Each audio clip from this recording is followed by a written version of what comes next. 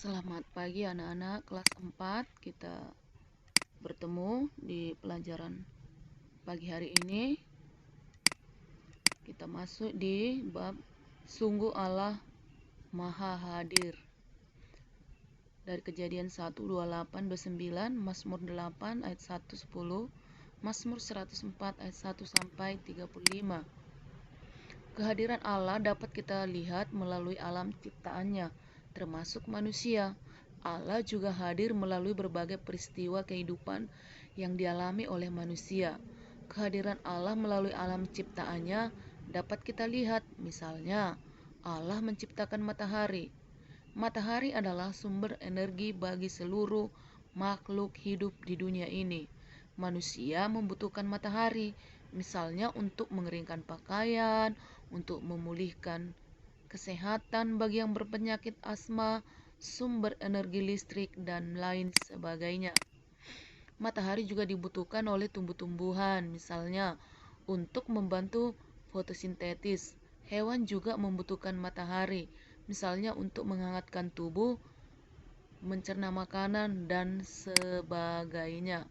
Selanjutnya, untuk memelihara alam ciptaan Allah tersebut, manusia dipilih oleh Allah untuk menjadi rekan sekerjanya. Allah bisa menciptakan manusia, namun manusia tidak.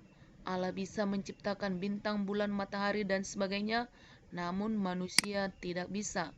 Tuhan bisa menciptakan hewan-hewan di darat, air, dan udara, namun manusia tidak. Allah bisa menciptakan beraneka macam tumbuhan, namun manusia tidak. Ini semua menunjukkan betapa berkuasanya Allah dan betapa terbatasnya manusia. Mazmur 8 ayat 1-10 adalah pujian Daud atas kemahakuasaan Allah yang hadir melalui ciptaannya. Daud menegaskan betapa berharganya manusia di hadapan Allah. Manusia dipilih Allah untuk memelihara alam ciptaannya, namun bukan berarti manusia bisa bertindak semena-mena. Mazmur 104 juga menjelaskan kemahakuasaan Allah yang diuraikan secara puitis oleh pemazmur, yang bisa juga dibandingkan dengan proses penciptaan alam semesta beserta dengan isinya yang terdapat di dalam kitab Kejadian 1. Ini adalah Kejadian 1 urutan perciptaan. Yang pertama, Allah menciptakan terang. Yang kedua, cakrawala. Yang ketiga, daratan, lautan, tumbuhan. Yang keempat, benda-benda penerang, matahari, bulan, bintang. Kelima, binatang-binatang. Yang keenam, Allah menciptakan binatang yang hidup di daratan dan manusia. Dari Mazmur 8-10 berisi pujian Daud tentang kemahakuasaan Allah yang hadir melalui ciptaannya. Ya, lanjut. Atas semua ciptaan Allah itu patutlah kita menaikkan syukur dan pujian kemahakuasaan Allah dalam menciptakan bumi ini beserta dengan seluruh isinya. Hendaklah memperlihatkan kepada kita bahwa Allah hadir. Hendak memperlihatkan kepada kita bahwa Allah hadir melalui ciptaannya yang luar biasa tersebut. Ini kemahakuasaan Allah kita lihat di dalam Dia menciptakan. Pada permulaan Tuhan menciptakan langit dan bumi. Bumi belum berbentuk dan masih kosong. Seluruhnya ditutupi oleh air. Semuanya ada dalam kegelapan. Tuhan bersabda, jadilah terang, dan menamai terang itu siang, dan gelap itu malam. Itulah hari pertama. Tuhan bersabda, jadilah cakrawala. Tuhan menamai cakrawala itu langit.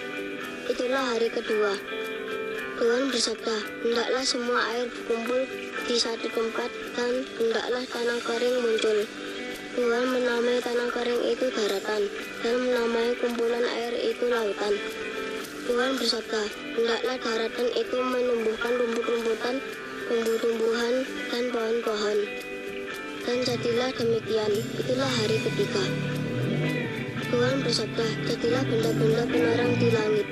Maka Tuhan menciptakan matahari, bulan, dan bintang-bintang.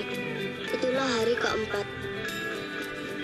Tuhan bersabda, hendaklah air menghasilkan ikan-ikan dan burung-burung terbang di langit. Itulah hari kelima. Tuhan bersabda, baiklah kita menjadikan manusia menurut gambar dan rupa kita, dan hendaklah mereka menjadi tuan atas ikan di laut, burung-burung di udara, atas semua binatang dan atas seluruh bumi. Tuhan menciptakan manusia menurut gambarnya. Mereka adalah laki-laki dan wanita. Allah memberkati mereka dan bersabda, tambah banyak dan berlipat gandalah. Penuhi bumi dan taklukkanlah dia. Berkuasalah atas ikan-ikan di laut dan atas burung-burung di udara serta semua binatang yang hidup di bumi. Baik, sampai di sini Tuhan memberkati. Shalom.